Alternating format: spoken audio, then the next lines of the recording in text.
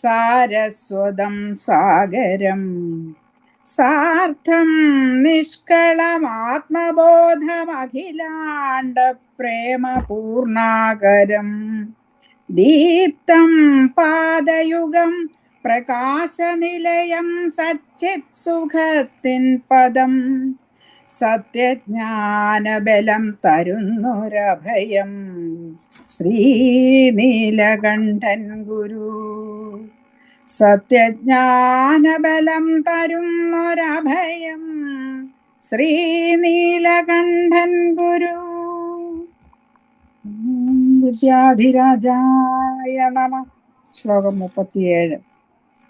ക്ഷേമം സാത്തിരപ്പരക്കുന്നഭിധ നിലയക വിശ്വകൃത്യേകനിഷ്ഠ ഭൂതാധിഷ്ഠാന സച്ചിൽ സുഖധന ഗുഹ കൽപ്പാലമാലാ ഭവാനി യച്ഛത്വേഷാനയേക ചിതിരിഹ നിഗൃഹീതാന്തരാദർശകാന്ത സോഹം വൃത്താനുവൃത്യാശ്രയ വിധിഗമിതാദ്വൈത വിത്തി പ്രകാണ്ഡ. ക്ഷേമം സാ തൃപ്പരക്കുന്നഭിധ നിലയക വിശ്വകൃത്യേകനിഷ്ഠ ഭൂതാധിഷ്ഠാന സച്ചിത് സുഖഘന ഗുഹ കൽപ്പാലവാല ഭവാനി യച്ഛത്വേഷ ന ഏകാ ചിതിരിഹ നിഗൃഹീതാന്തരാദർശകാന്ത സോഹം വൃത്യാനുവൃത്യാശ്രയ വിധിഗമിതദ്വൈത വിത്തി പ്രകാണ്ഡ. സന്ധിച്ഛേദം. ക്ഷേമം സാ തൃപ്പരക്കുന്നഭിധ നിലയക വിശ്വക്ലിപ്ത്യേകനിഷ്ഠ ഭൂതാധിഷ്ഠാന സച്ചിത് സുഖഘന ഗുഹ കൽപ്പാലവാല ഭവാനി യച്ഛതു ഏഷ നഹ ഏകാ ചിതിഹി ഇഹ നിഗൃഹീതാന്തരാദർശകാന്തഃ സോഹം വൃത്യാനുവൃത്യാശ്രയ വിധിഗമിത അദ്വൈത വിത്തി പ്രകാണ്ഡ എന്നാണ് ഇതിൻ്റെ സന്ധിച്ഛേദം. ഇതിലെ എന്താണ് പറയുന്നത്?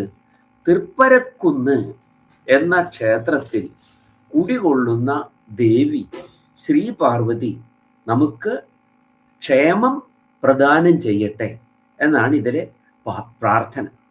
ഇതിലെ തൃപ്പരക്കുന്ന് എന്നതിന് തൃപ്പരക്കുണ്ട്രകം എന്ന ഒരു അടിക്കുറിപ്പ് അവിടെ കൊടുത്തിട്ടുണ്ട്. അപ്പൊ തൃപ്പരക്കുണ്ട്രകം എന്ന സ്ഥലത്തുള്ള ക്ഷേത്രം. പക്ഷെ ആ ക്ഷേത്രത്തിലെ സുബ്രഹ്മണ്യനാണ് അവിടെ പ്രധാനമായിട്ടുള്ള പ്രതിഷ്ഠ. പക്ഷെ ഇവിടെ ഈ പ്രാർത്ഥന വരുന്നത് പാർവതീദേവിയോടാണ്, ദേവിയോടാണ് ഈ പ്രാർത്ഥന വരുന്നത്. പക്ഷെ അതിലും ഒരു വലിയ ദർശനമുണ്ട് എന്ന് വേണം കാണാൻ. അതായത് അതിലൊരു വലിയ പാഠവും കൂടെ നമുക്ക് തരുന്നുണ്ട്. ആദ്യം നമുക്ക് ഇതിൽ എന്താണ് പറയുന്നത് എന്ന് നോക്കാം. എന്താണ് ഇതിൽ പറയുന്നത്? ദേവിക്ക് വിശേഷണങ്ങളൊക്കെ പറയാം. തൃപ്പരക്കുന്ന് എന്ന ക്ഷേത്രത്തിൽ കുടികൊള്ളുന്ന ശ്രീ പാർവതീ ദേവി നമുക്ക് ക്ഷേമം പ്രദാനം ചെയ്യണം. എങ്ങനെയുള്ള പാർവതിയാണ്? പാർവതീ ദേവിയാണ്. ദേവിയുടെ വിശേഷണങ്ങൾ പറയാണ്. വിശ്വക്ലിപ്തി ഏകനിഷ്ഠ. ഈ ദേവിക്ക് ഒരേ ഒരു നിഷ്ഠയേ ഉള്ളൂ. നിഷ്ഠ എന്ന് പറഞ്ഞാൽ നിശേഷേണ സ്ഥിതി ചെയ്യുന്നത് ഇതിൽ നിശേഷമായിട്ടും സ്ഥിതി ചെയ്യുന്നു. ഈ ദേവി ഇതിനായി നിഷ്ഠയായിരിക്കുന്നു, അതിൽ നിശേഷേണ സ്ഥിതി ചെയ്യുന്നവളായിരിക്കുന്നു. എന്താണ് ദേവിയുടെ ആ പരിമിതി? എന്തിനാണ്? അങ്ങനെ ഒരു ദേവശക്തിയെ പരിമിതപ്പെടുത്തിയതായിട്ട് നമുക്ക് എവിടെയും അറിയില്ല. ആകെ കൂടി ദേവശക്തിയുടെ അജയ്യത കൊണ്ട് നമ്മൾ ചില സ്ഥലങ്ങളിലൊക്കെ നേരെ മുന്നിൽ നിന്ന് തൊഴാതിരിക്കും, ഇങ്ങനെ മാറി നിന്നിട്ട്. ഇപ്പൊ തിരുമാന്താംകുന്നിലൊക്കെ ചെന്നാൽ അവിടുത്തെ പ്രതിഷ്ഠ എങ്ങനെയാണ്? ഉഗ്രമായ ഭാവത്തോട് കൂടിയിട്ടാണ്. തിരുമാന്താംകുന്നിൽ ആരും നേരെ നിന്നിട്ട് തൊഴില്ല, എപ്പോഴും ഇങ്ങനെ വശത്തേക്ക് മാറി നിന്നിട്ടാണ് തൊഴുക. പൊതുവിൽ നമുക്ക് അങ്ങനെയുണ്ട്, ക്ഷേത്രങ്ങളിലൊക്കെ നമ്മൾ തൊഴുമ്പോൾ അല്പം ഒന്ന് മാറിയിട്ട് തന്നെയാണ് നിൽക്കുക. പക്ഷെ തിരുമാന്താംകുന്നിലൊക്കെ അത് വളരെ പ്രത്യേകമാണ്. കാരണം അത്രയും രോഷ ശക്തിത്തോടു കൂടിയ ദേവിയാണ് അവിടെ ഉള്ളത് എന്നാണ്. അപ്പോൾ പിന്നെ നമ്മൾ ചില ക്ഷേത്രങ്ങളിലൊക്കെ, ചില കാനന ക്ഷേത്രങ്ങളിലൊക്കെ അതിന് മുകളിൽ എന്താണ്, മുകളിൽ മേൽപ്പുര ഇല്ലാതിരിക്കും ചില ക്ഷേത്രങ്ങളിലൊക്കെ. അങ്ങനെയുള്ളത് വലിയ ശക്തിയാണെന്നാണ് അവിടെയൊക്കെ നമ്മുടെ സങ്കല്പം. മുകളിൽ ഇതില്ലാതെ, മേൽപ്പുര ഇല്ലാതെയൊക്കെ വരുന്നത്. അങ്ങനെയൊക്കെ നമ്മൾ ചില സങ്കല്പങ്ങളൊക്കെ പറയുന്നുണ്ടെങ്കിലും ഇവിടെ ദേവി ഇതിൽ നിഷ്ഠയായി ഇരിക്കുന്നു. എന്താണ് ആ പരിമിതി? വിശ്വക്ലിപ്തി ഏകനിഷ്ഠ. വിശ്വത്തിന്റെ ക്ലിപ്തി എന്ന് പറയുന്ന ഒരേ ഒരു നിഷ്ഠയോട് കൂടിയിട്ടാണ് ദേവി അവിടെ സ്ഥിതി ചെയ്യുന്നത്. ക്ലിപ്തികൾ വേണം അല്ലെ? ക്ലിപ്തി എന്ന് പറഞ്ഞാൽ എന്താണ്? ലിമിറ്റാണ് അല്ലെ? ക്ലിപ്തം നമ്മൾ കണ്ടിട്ടില്ലേ? സർവീസ് കോഓപ്പറേറ്റീവ് സൊസൈറ്റി ക്ലിപ്തം. എന്താണ് ക്ലിപ്തം എന്ന് പറഞ്ഞാൽ? ലിമിറ്റഡ് ആണ്. അതിന് ചില ലിമിറ്റഡ് കമ്പനികളൊക്കെ നമുക്ക് അറിയാം. അതുപോലെ ഇവിടെ ദേവിയുടെ ഈ സവിശേഷ സാന്നിധ്യം എന്തിനു വേണ്ടിയാണ് ക്ലിപ്തമാക്കപ്പെട്ടിരിക്കുന്നത്? അത് വിശ്വത്തിന്റെ തന്നെ ക്ലിപ്തപ്പെടുത്തുക. വിശ്വം എങ്ങനെ ഇവിടെ ജനങ്ങള് വ്യവഹരിക്കണം, ഏത് വിധത്തിൽ പെരുമാറണം, ഇതൊക്കെയാണ് ഇവിടുത്തെ കാര്യങ്ങൾ. അതിൻ്റെ ക്ലിപ്തിക്ക് വേണ്ടി നിഷ്ഠയോടുകൂടി ദേവി ഇവിടെ വർത്തിക്കുന്നു. അപ്പോ ഈ ജഗത്ത് എന്ന് പറഞ്ഞാൽ തന്നെ എന്താണ്? ഗമനശീലം ഉള്ളതെന്നാണ് അർത്ഥം. എപ്പോഴും ഇങ്ങനെ പോയിക്കൊണ്ടേ ഇരിക്കുന്നതാണ് ഈ ജഗത്ത് എന്ന് പറയുന്നത്, ഗമനം എന്ന്. അത് നമുക്ക് ആലോകനം ചെയ്യാൻ പറ്റുന്നതുകൊണ്ട്, കാണാൻ പറ്റുന്നതുകൊണ്ട് നമ്മൾ ലോകം എന്ന് പറയുന്നത്. പക്ഷെ ഇങ്ങനെയാണെങ്കിലും ഇതിൽ ചില ക്ലിപ്തികളുണ്ട്. തോന്നിയതുപോലെ എല്ലാവരും പ്രവർത്തിച്ചാൽ ജഗത്തിന്റെ ഈ സാതത്യഗമനം എന്നാണ് പറയുക. സതതം, എല്ലായ്പ്പോഴും ഉള്ള ഗമനമാണ് ഈ സാതത്യഗമനം എന്ന് പറയുന്നത്. അപ്പൊ ഈ സാതത്യഗമനത്തിൽ കല്ലുകടികളില്ലാതെ, കല്ലുകടി എന്ന് പറഞ്ഞാൽ നമ്മുടെ വ്യവഹാരത്തിലുള്ള കല്ലുകടി, അതിന് ഭംഗം ഉണ്ടാക്കുന്ന ഒന്നും ഇല്ലാതിരിക്കാനാണ് ഈ ദേവി അങ്ങനെ സവിശേഷമായ സാന്നിധ്യത്തോടു കൂടി വർത്തിക്കുന്നത്. ഇനി കൊടുക്കുന്ന വിശേഷണങ്ങളൊക്കെ എന്താണ്? അത് തീർത്ഥപാദരുടെ കവിത്വഭാവന കൊണ്ട് സമുദ്ഭാസിതമായിട്ടുള്ള വിശേഷണങ്ങളാണ് ഇനി കൊടുക്കുന്നത്. എങ്ങനെയാണ് ഉള്ളത്? ഭൂതാധിഷ്ഠാന സച്ചിത് സുഖഘന ഗുഹ കൽപ്പ ആലവാല. ഈ ദേവി ഒരു ആലവാലമാണ്. ആലവാലം എന്ന് പറഞ്ഞാൽ എന്താണ്? തടം. വൃക്ഷങ്ങൾക്കൊക്കെ നമ്മൾ ഉണ്ടാക്കുന്ന തടമില്ലേ? തടം ചിലയിടത്ത് റോഡുകളുടെ അർത്ഥത്തിലൊക്കെ തടം എന്ന് പറയാറുണ്ട്, മൺതടം എന്നൊക്കെ ചിലർ പറയാറുണ്ട്. ആ തടമല്ല അത്. വൃക്ഷങ്ങളുടെ ചുവട്ടിലെ വെള്ളം ഒഴിക്കാനായിട്ട് നമ്മൾ ഉണ്ടാക്കുന്ന ഒരു തടമുണ്ടല്ലോ, അതിനാണ് ഈ ആലവാലം എന്ന് പറയുന്നത്. അപ്പൊ ദേവി ഒരു ആലവാലമാണ്, ഒരു തടമാണ്. അതെന്തൊരു കൽപ്പനയാണ്! എന്തിനുള്ളതാണ്? ആർക്കുള്ള ആലവാലം? ഭൂത അധിഷ്ഠാന സച്ചിത് സുഖഘന ഗുഹ കൽപ്പ ആലവാല. ഗുഹനാകുന്ന കൽപ്പ വൃക്ഷത്തിന്റെ ആലവാലമാണ്. അപ്പൊ വൃക്ഷത്തിന്റെ തടം തന്നെയാണ് ഇവിടെ. ഏത് വൃക്ഷത്തിന്റെയാണ്? അതൊരു കൽപ്പവൃക്ഷത്തിന്റെ ആലവാലമാണ്. ഏതാണ് ഈ കൽപ്പവൃക്ഷം? ഗുഹ കൽപ്പ ആലവാല. ഗുഹനാകുന്ന കൽപ്പവൃക്ഷത്തിന് ആലവാലമാണ് ഈ ദേവി. അപ്പോ വൃക്ഷം എന്തിൽ നിന്നാണ് വെള്ളവും വളവും സ്വീകരിക്കുന്നത്? അതിന്റെ തടത്തിൽ നിന്നാണ് അത് സ്വീകരിക്കുന്നത്. അപ്പോൾ ഗുഹനാകുന്ന കൽപ്പവൃക്ഷത്തിന്, ഗുഹൻ നമുക്കറിയാലോ സുബ്രഹ്മണ്യനാണ് എന്നറിയാം. സുബ്രഹ്മണ്യനാകുന്ന കൽപ്പവൃക്ഷത്തിന് തടമായി വർത്തിക്കുന്നതാണ്. ആ വൃക്ഷത്തിന് വെള്ളവും വളവും എല്ലാം പ്രദാനം ചെയ്യുന്ന തടമാണ് ഈ ദേവി. അപ്പൊ നമുക്കറിയാം അത് ആരാണ്? അതൊരു അമ്മയാണ്. അമ്മയാവുമ്പോ അമ്മയിൽ നിന്നാണല്ലോ ഈ സ്തന്യം എല്ലാം കുട്ടിക്ക് കിട്ടുന്നത്. സ്തന്യം എന്താണ്? ജീവാതുഭൂതമാണ് സന്യം, ജീവൻ ഔഷധം.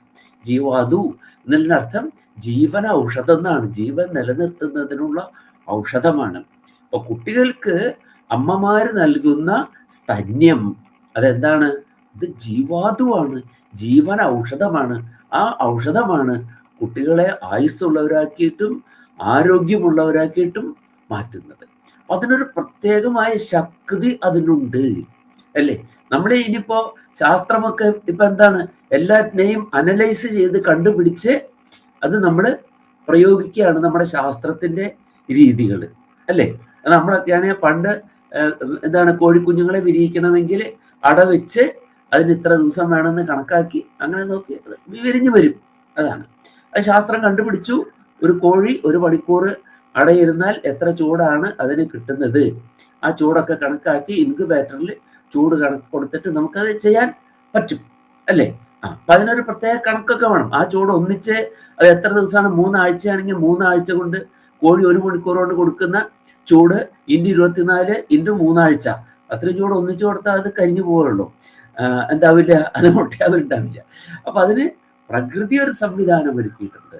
അതെങ്ങനെയാണ്, എത്ര കാലം കൊണ്ടാണ് അതങ്ങനെ അമ്മയിൽ നിന്ന് അതിന് ഊർജം അതിന് കൊടുക്കണം അല്ലേ. വേദം പറയുന്നത് പോലെ സ്ത്രീയുടെ ശരീരത്തിലേക്ക് വരുന്ന ഗർഭം, അവിടെ ചലനമില്ലാതെ കിടക്കുന്ന ഗർഭം 3 മാസത്തിന്റെ തികവിൽ അവയവങ്ങളോടുകൂടി അമ്മയുടെ ഉദരത്തിൽ സരീസൃപഹ ഇഴഞ്ഞു നീങ്ങിക്കൊണ്ടിരിക്കുന്നതാണ് പറഞ്ഞിട്ടുള്ളത്. യസ്തേഹന്തി പതയന്ത് വിഷത്സ്നം സരീസൃപം. അങ്ങനെ അമ്മയുടെ ഉദരത്തിൽ കുറെ കാലം സരീസൃപമായിട്ട് ഇങ്ങനെ എഴഞ്ഞുകൊണ്ട് നടക്കും എന്നാണ് കുഞ്ഞിനെ കുറിച്ച് പറഞ്ഞിട്ടുള്ളത്. ഋഗ്വേദമാണ് അത് പറയുന്നത്. അപ്പൊ അവിടെ നിന്ന് അമ്മ നൽകുന്ന ആ ജീവൻ ഔഷധമുണ്ട്. അത് തന്നെയാണ് പിന്നെ എന്ത് ചെയ്യുന്നത്, ഈ തടത്തിലും അവിടെ നിന്ന് കിട്ടുന്നത്. പിന്നെ ഭൂമിയിൽ നിന്ന് വലിച്ചെടുക്കാറാവും. പക്ഷെ അവിടെയും ഈ അമ്മ തന്നെ, ഈ ദേവി ഈ കുഞ്ഞിന്, കാരണം ഈ കുഞ്ഞ് സുബ്രഹ്മണ്യൻ അതിൻ്റെ അവതാരോദ്ദേശമായിട്ടുള്ള എന്താണ് താരകാസുരന്റെ നിഗ്രഹം സാധിക്കുന്നത് 7 വയസ്സിലാണ് ഈ കുട്ടി ഇത് സാധിക്കുന്നത്. അപ്പൊ അവിടെയും ആ അവതാരോദ്ദേശം സാധിക്കുമ്പോഴും എന്താണ്, അമ്മയിൽ നിന്നുള്ള ജീവാതുവിൻ്റെ സേവനം ആ കുട്ടിക്ക് അനിവാര്യമാണ്. അതുകൊണ്ടാണ് ദേവിയെ ഒരു തടമായിട്ട്, ആ വൃക്ഷത്തിന് തടമായിട്ട് തീർത്ഥപാദര് സങ്കല്പിക്കുന്ന, കവിഭാവന പോകുന്ന പോക്ക് നോക്കണം എങ്ങനെയാണെന്ന്. അപ്പോ ഭൂതങ്ങൾക്ക് അധിഷ്ഠാനമായിട്ടുള്ള സത്ത് ചിത്ത് സുഖം, സച്ചിത്ത് സുഖം, സത്ത് തന്നെയാകുന്ന ചിത്ത്, അതിൻ്റെ സുഖം, അതാണ് നമ്മുടെ സത്ത് ചിത്ത് ആനന്ദം എന്ന് പറയുന്നത്. ആ സച്ചിദാനന്ദ സുഖത്തിൻ്റെ ഘനമാണ് ഈ ഗുഹനാകുന്ന കൽപ്പവൃക്ഷം. അപ്പൊ എങ്ങനെയുള്ള സച്ചിദാനന്ദമാണ്? സച്ചിദാനന്ദം അത് അമൂർത്തമാണ് ഈ ആനന്ദം എന്ന് പറയുന്നത്. ആ ആനന്ദം അങ്ങ് ചേർന്ന് നിബിഡമായി ഒരു ഘനസ്വരൂപമായി വർത്തിച്ചാൽ എത്രമാത്രം അനിർവചനീയമായ ആനന്ദമായി മാറും. അങ്ങനെയുള്ള സച്ചിദാനന്ദ സ്വരൂപമാണ് ഈ ഗുഹൻ എന്ന് പറയുന്നത്. അപ്പോ ഭൂതങ്ങൾക്ക് അധിഷ്ഠാനം സച്ചിദാനന്ദമാണ് അല്ലെ, പരബ്രഹ്മമാണ്. അധിഷ്ഠാനമായിട്ടുള്ള സച്ചിത് സുഖത്തിൻ്റെ എന്താണ്, നിബിഡമായിട്ടുള്ള അവസ്ഥ തന്നെയായിരിക്കുന്ന ഗുഹനാകുന്ന കൽപ്പവൃക്ഷത്തിന് ആലവാലമായി വർത്തിക്കുന്നവളാണ് ഈ ദേവി. അതൊരു വിശേഷണം. ഇനിയോ നിഗൃഹീത അന്തരാദർശകാന്ത, നിഗൃഹീതമായിട്ടുള്ള അന്തരാദർശത്തോട് കൂടിയിട്ടുള്ള അന്തരാദർശക അന്ധ, അന്തരാദർശത്തോടു കൂടിയ അന്തഹ. അന്തഹ എന്നുള്ളത് അഭ്യന്തരം എന്ന അർത്ഥമാണ്. ഉള്ളിൽ അല്ലെ, സംയമനം ചെയ്യപ്പെട്ട മനസ്സാകുന്ന കണ്ണാടിക്ക് ഉള്ളിൽ, അന്തഹ എന്നുള്ളതിന് അന്തരംഗത്തിൽ, ഉള്ളിൽ, മനസ്സിൽ എന്നർത്ഥം. അതെങ്ങനെ ഉള്ളവരുടെ മനസ്സിലാണ്? നിഗൃഹീതമായിട്ടുള്ള മനസ്സാകുന്ന കണ്ണാടി, മനസ്സാകുന്ന കണ്ണാടി അതെന്തായിരിക്കണം? അത് നിശേഷേണ ഗൃഹീതമായിരിക്കണം. ചഞ്ചലമായാൽ എന്താവില്ല, അതിലുള്ള പ്രതിബിംബങ്ങൾ നമുക്ക് വ്യക്തമായിട്ട് കാണാൻ കഴിയില്ല. നിർമ്മലമാവുകയും വേണം. സുസമൃഷ്ടതലമാകണം എന്നാണ് പറഞ്ഞത്. സുസമൃഷ്ടതലം, സമ്മൃഷ്ടം എന്ന് പറഞ്ഞാൽ സമ്മാർജനം ചെയ്യപ്പെട്ടതാണ് സമ്മൃഷ്ടം.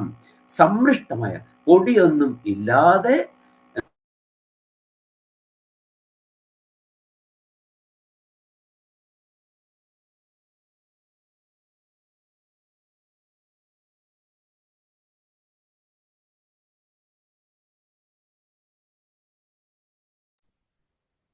സാറിന്റെ ശബ്ദം പോയോ? ഫ്രീസായിരുന്നു. നമ്മുടെ പ്രോബ്ലം ആണോ? അല്ലല്ല, ഇവിടുത്തെ മഴയുടെ ഒക്കെ പ്രശ്നമല്ല. കയറിക്കോളും, അന്നേരം ശരിയാവും. ഇന്റർനെറ്റിന്റെ കുഴപ്പം പറ്റി കാണും.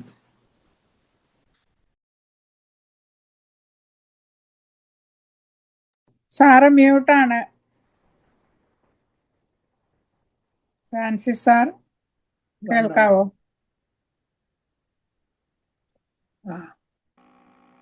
ആ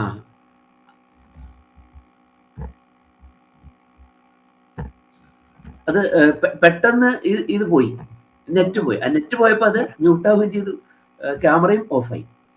അപ്പോൾ അത് ഗുരുദേവൻ അതൊരു വലിയ ദർശനത്തോട് കൂടിയിട്ടാണ് അവിടെ അത് പ്രതിഷ്ഠിച്ചത്. അപ്പൊ പലരും പറയുന്ന ഐതിഹ്യമൊക്കെ ആയിട്ട് പറയുന്നുണ്ട് അത് വെക്കാനുള്ള പ്രതിഷ്ഠ കിട്ടിയില്ല, കൊണ്ടുവന്നില്ല, അതിന്റെ മുമ്പ് നേരായപ്പോ വെച്ചാണെന്ന്. അങ്ങനെയല്ല, എന്താണ്, അത് കണ്ടുകൊണ്ട് തന്നെ, മനക്കണ്ണിൽ കണ്ടുകൊണ്ട് തന്നെ നടത്തിയ പ്രതിഷ്ഠയാണ് ഈ കണ്ണാടി പ്രതിഷ്ഠ. അപ്പൊ നമുക്ക് എന്താണ്, ഇതൊരു വലിയ പാഠമാണ്. ഇതുപോലെ ആയിരിക്കണം. അങ്ങനെയുള്ള അന്തരംഗത്തോടു കൂടിയ ആളുകൾക്ക് നിഗൃഹീത അന്തരാദർശക അന്ത സോഹം വൃത്യാനുവൃത്യാശ്രയ വിധി ഗമിത അദ്വൈത വിധി പ്രകാണ്ഡ എന്നാണ് പറഞ്ഞിട്ടുള്ളത്. സഹ അഹം എന്നുള്ള എന്താണ്, വൃത്തം എന്നുള്ള രൂപത്തിലുള്ള സഹം വൃത്ത അനുവൃത്യ, അതിൻ്റെ രൂപത്തിലുള്ള അനുവൃത്തി, അനുഭൂതി. വർത്തിക്കുക എന്ന് പറഞ്ഞാൽ ഉണ്ടാവുക, നടക്കുക എന്നർത്ഥം. അനുവർത്തിക്കുക എന്ന് പറഞ്ഞാൽ എന്താണ്, അനു പിന്നാലെ ഉണ്ടാവുക. നമ്മുടെ അനുഭവം എന്നൊക്കെ പറയില്ലേ, അനുഭവം. കാവ്യം വായിക്കുമ്പോൾ ഉണ്ടാകുന്ന അനുഭവം. എന്താണ് അനുഭവം? ആദ്യം ഈ വികാരങ്ങളൊക്കെ, ഈ രസങ്ങളൊക്കെ കവിയുടെ മനസ്സിൽ ഉണ്ടായി. അതിനുശേഷം അതിൻ്റെ വിഭാവ അനുഭാവ സഞ്ചാരിഭാവങ്ങളെയൊക്കെ ശരിയായി മനസ്സിലാക്കുന്ന സഹൃദയന്റെ മനസ്സിലും അതേ ഭാവങ്ങൾ അതിനുശേഷം ഉണ്ടാകുന്നു. അതാണ് ഈ അനുഭവം എന്ന് പറയുന്നത്. മുൻപേ ഉണ്ടായത് നമ്മുടെ ഉള്ളിലും തന്നെ ഉണ്ടാകുന്നു. അപ്പൊ അതൊരു അനുഭൂതിയാണ്, അനുഭവമാണ്. അങ്ങനെയുള്ള ആ അനുഭൂതിയുടെ ആവർത്തനത്തെ ആശ്രയിച്ചുള്ള വിധിയിൽ, അതിനെ അനുഭവിക്കുന്നതിനെ ആശ്രയിച്ചുള്ള വിധി എന്താണ്? ഒരു മഹർഷി ഇപ്രകാരം ധ്യാനത്തിലൂടെ ആ സച്ചിത് സ്വരൂപത്തെ തൻ്റെ ഉള്ളിൽ കണ്ടപ്പോൾ മനസ്സിലായി, സഹ അഹം, അത് തന്നെയാണ് ഞാനും എന്ന് മനസ്സിലായി. അത് നമുക്ക് പറഞ്ഞു തന്നിരിക്കുകയാണ്. അതാണ് ആവർത്തിച്ചുള്ള പഠനം. അത് തന്നെയാണ് ഞാൻ എന്ന് പറഞ്ഞാൽ, അത് തന്നെ എന്ന് പറഞ്ഞാൽ ആരാണ് അത്? അഹം ബ്രഹ്മയേവാസ്മി, അഹം ബ്രഹ്മാസ്മി. അപ്പോഴും മറ്റുള്ളവർക്ക് മനസ്സിലാവുന്നില്ല. അപ്പൊ കുട്ടിയോട് പറഞ്ഞു കൊടുത്തു, മോനോട് പറഞ്ഞു, തത് ത്വം അസി, നീയും അത് തന്നെയാണ്. ഞാൻ മാത്രമല്ല, നീയും അത് തന്നെയാണ്, അല്ലേ? നീയും അത് തന്നെയാണ്. അപ്പൊ അതാണ് പ്രജ്ഞാനം, പ്രകൃഷ്ടമായ ജ്ഞാനം. ഇതാണ് പരമമായ അറിവ്. അത് തന്നെയാണ് ബ്രഹ്മം. പ്രജ്ഞാനം ബ്രഹ്മ എന്ന് പറഞ്ഞാൽ എന്താണ്? അയം ആത്മാ ബ്രഹ്മ. ഇതൊക്കെ ഒന്നല്ലേ? ഒരാള് അനുഭവിക്കുന്നു, അതിനെ മറ്റുള്ളവർക്കായി പറഞ്ഞു കൊടുക്കുന്നു, നീയും അത് തന്നെയാണ്, എല്ലാം അത് തന്നെയാണ് എന്ന് പറയാം. അപ്പൊ ഇങ്ങനെ ഓരോ മഹാവാക്യത്തിലും ഈ അനുഭൂതി വിശേഷത്തെ ആശ്രയിച്ചുള്ള വിധികളാണ് നമ്മൾ കാണുന്നത്. അപ്പൊ അതെന്താണ്? അത് കൈവല്യം, കേവലം ഒന്ന് തന്നെയായിരിക്കും. കേവലത്തിന്റെ ഭാവം കൈവല്യം എന്ന് പറയുന്നു. അതിനെ മനസ്സിലാക്കുന്ന ആളെന്താകുന്നു? ഞാനും അതും വ്യത്യസ്തമല്ല എന്ന് പറയുമ്പോൾ ഞാൻ വേറെയാണ് എന്ന് ഉണ്ടായിരുന്ന ആ വേലിക്കെട്ടുകളുണ്ടല്ലോ നമുക്ക്, അതൊന്ന് വേറെ, ഞാനൊന്ന് വേറെ. വേലിക്കെട്ടുകൾ മാറുമ്പോൾ എന്തായി? അത് ഒന്നായി തീർന്നു. അപ്പൊ നമ്മളിലുള്ള ആവൃത്തി, വേർതിരിക്കുന്ന ആവൃത്തി ഇല്ലാതെയാകുന്നു. അതിനാണ് നമ്മൾ എന്ത് പറയുന്നത്? നിർവൃതി എന്ന് പറയുന്നത്. അതിലേക്ക് എത്തുമ്പോൾ വീണ്ടും നമ്മുടെ ഭാഷാപരമായിട്ടുള്ള പരിമിതികൾ നമ്മൾ അറിയുന്നു. ആശാൻ പറയുന്നത് പോലെ തന്നതില്ല പരൻ ഉള്ളു കാട്ടുവാൻ ഒന്നുമേ നരൻ ഉപായമീശ്വരൻ എന്ന അവസ്ഥയിലേക്ക് വീണ്ടും നമ്മൾ എത്തുകയാണ്. അപ്പൊ കുട്ടി നമ്മളോട് ചോദിക്കുകയാണ്, പരൻ എന്ന് പറഞ്ഞാൽ എന്താണ് അർത്ഥം എന്ന് ചോദിച്ചാൽ നമ്മൾ പറഞ്ഞു കൊടുത്തു, അപരൻ എന്നാണ് അർത്ഥം. എന്ന് പറഞ്ഞാൽ പരൻ എന്ന് പറഞ്ഞ അർത്ഥം പരനല്ലാത്തവൻ എന്നാണ് എന്ന് നമ്മൾ പറയും. നോക്കൂ, എവിടെയാ നമ്മൾ എത്തി നിൽക്കുന്നത് എന്നാണ് അല്ലേ. അപ്പൊ അവിടെയാണ് ഈ പര അപര എന്നുള്ളതായ ഭാവം. അപ്പൊ പിന്നെ നമ്മൾ എന്ത് പാടി? പരാപരാത്മാ അനവരതം വന്ദേ. പരനും അപരനുമായിരിക്കുന്ന ആത്മാവായിരിക്കുന്നവനെ അനവരതം, അവരതമല്ലാതെ നിരന്തരം നൃത്തം. അവരതമാവുക എന്ന് പറഞ്ഞാൽ എന്താണ്? ശമിക്കുക. ശമിക്കാത്ത വിധത്തിൽ നിരന്തരമായി അനവരതം അങ്ങേ ഞങ്ങൾ വന്ദിച്ചുകൊണ്ടേയിരിക്കുന്നു. അങ്ങേ ഞങ്ങൾ എന്നുള്ള പദങ്ങൾ പോലും എന്താവുകയാണ്? ഇല്ലാതെയായി തീരുകയാണ് ചെയ്യുന്നത്. അപ്പൊ അങ്ങനെയുള്ള ആ സച്ചിത് സ്വരൂപത്തിൻ പരം അല്ലെ, ആ സച്ചിത് സ്വരൂപമായിട്ടുള്ള ആ എന്താണ്, അങ്ങനെയുള്ള ആ നിബിഡമായ ആനന്ദമാകുന്ന ദേവസ്വരൂപമാണ് ആര്? ഈ സുബ്രഹ്മണ്യൻ. ആ സുബ്രഹ്മണ്യൻ ആരുമാണ്? അത് സച്ചിത്താണ്. അത് എന്നാൽ ഈ ദേവിയിൽ നിന്ന് ഉണ്ടായ എന്താണ്? ഒരു വൃക്ഷമാണ്. ഈ ദേവിയാകുന്ന തടത്തിൽ നിലകൊള്ളുന്ന ഒരു വൃക്ഷമാണ്. ആ വൃക്ഷത്തിന് തായ്തടിയുമാണ്. അപ്പൊ തടം മാത്രമല്ല, തായ്തടിയുമാണ്. രണ്ടും നോക്കുമ്പോൾ ആലവാലത്തിൽ വൃക്ഷം നിൽക്കുന്നു. പിന്നെ എന്താണ്? ആ വൃക്ഷം തന്നെ എന്താണ്? ആ വൃക്ഷത്തിന് തായ്തടി. അപ്പൊ സുബ്രഹ്മണ്യൻ എന്ന് പറയുന്ന ആ ദേവൻ എന്താണ്? ഈ വൃക്ഷത്തിൽ നിന്ന് പൊട്ടിമുളച്ച ഒരു ശാഖയായിട്ട് പിന്നെ അവിടെ പറയാം. സുബ്രഹ്മണ്യനെ ഒരു വൃക്ഷമായി കണ്ട ആ വൃക്ഷത്തിന്റെ ആലവാലമാണ് ഈ ദേവി. അതിനെ ഒരു ശാഖ അല്ലെ, ദേവിയിൽ നിന്നുണ്ടായതായിട്ടാണ് നമ്മൾ പറയുന്നത്. അപ്പോൾ ആ വൃക്ഷത്തിന്റെ ആ ശാഖയാണെങ്കിൽ ആ ശാഖയ്ക്ക് എന്താണ് ദേവി? തായ്തടിയാണ് ഈ ദേവി. അപ്പോൾ എല്ലാ വിധത്തിലും അതിനെ നിലനിർത്തുന്നത് ഈ ദേവിയാണ്. അപ്പൊ ദേവിക്ക് ഒരു വിശേഷണം കൊടുത്തു അവിടെ. എന്താണ്? സാ ഏക്ഷ ഏകചിതിഹി. ആ ദേവിയാകുന്ന ഒരേയൊരു ചിത്തത്തിന്റെ അനുഭൂതി, ചിതി, അതിന്റെ ജ്ഞാനസ്വരൂപിണിയാണ്. ആ ജ്ഞാനത്തിന്റെ രൂപമാണ് ഈ ദേവി. ജ്ഞാനസ്വരൂപയാണ് ഈ ദേവി. ആ ദേവി പാർവതി നിത്യം നഹ ക്ഷേമം ദദാതു. ആ ദേവി നമുക്ക് എന്നും ക്ഷേമം പ്രദാനം ചെയ്യട്ടെ, ക്ഷേമത്തിനായി ഭവിക്കട്ടെ എന്നർത്ഥം. അപ്പൊ ഇവിടെ എന്തിനാണ് ഈ സുബ്രഹ്മണ്യൻ എന്ന ദേവനെ ഇങ്ങനെ ഒരു തായ്തടിയോ അല്ലെങ്കിൽ ഇങ്ങനെ ഒരു ആലവാലമോ സങ്കല്പിച്ചിട്ടുള്ളത്?